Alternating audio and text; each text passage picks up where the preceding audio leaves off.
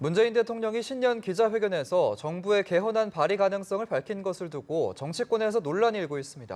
여당은 국회 개헌 논의에 속도를 내자고 촉구했지만 한국당은 선전포고라며 강하게 반발했습니다. 국회 취재기자 연결해서 자세한 상황 알아보겠습니다. 강민경 기자. 네, 국회에 나와 있습니다. 문재인 대통령이 어제 신년회견에서 6월 지방선거와 개헌 국민투표 동시 실시 의지를 밝힌 것을 두고 정치권에서 논란이 일고 있습니다.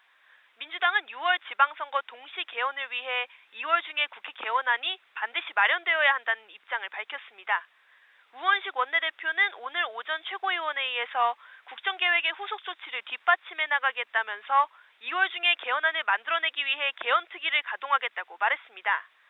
또 6월 개헌투표에 부정적인 한국당을 겨냥해서 정략적인 계산으로 개헌안을 좌초시킨다면 국회가 신뢰받는 헌법기관인지 생각해보아야 한다고 압박하기도 했습니다. 자유한국당은 강하게 반발했습니다. 김성태 원내대표는 오늘 오전 MBC 라디오에 출연해 대통령이 문재인 개헌 선전포고를 했다며 신년사 중 가장 문제가 될 부분이라고 말했습니다.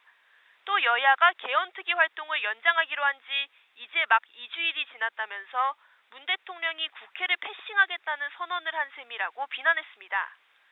한국당은 연내 개헌 입장이지만 대통령 권력 분산을 위해서는 개헌 논의에 많은 시간이 필요하다고 밝히고 있습니다.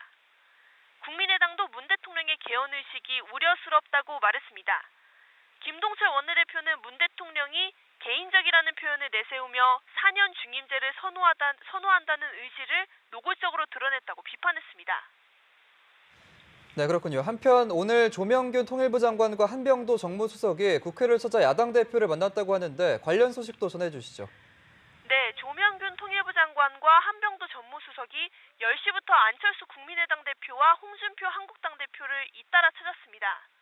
조 장관은 홍 대표를 만난 후에 남북 고위급 회담의 성과를 설명했고 앞으로 여러 가지 후속 조치를 해나갈 것이라고 설명했다고 말했습니다. 남북이 한반도 긴장 완화를 위해 군사회담 개최에 합의한 점 등을 강조하면서 초당적인 지원을 요청한 겁니다. 조 장관은 또 야당의 비판에 대해서 어떻게 대처할 것이냐는 기자들의 질문에 그런 부분을 충분히 감안하면서 향후 회담에 임할 것이라고 말했습니다. 예방 자리에서 홍 대표는 핵심은 비핵화라고 강조하며 평창올림픽이 비핵화를 위한 첫 출발이 되어야 한다고 말했습니다. 또 남북회담이 정치쇼로 흘러가면 역사의 죄인이 된다고 덧붙이기도 했습니다. 조 장관은 어제 더불어민주당의 추미애 대표도 만나 이번 남북회담의 의미와 남북관계 전망을 설명한 것으로 알려졌습니다. 지금까지 국회에서 전해드렸습니다.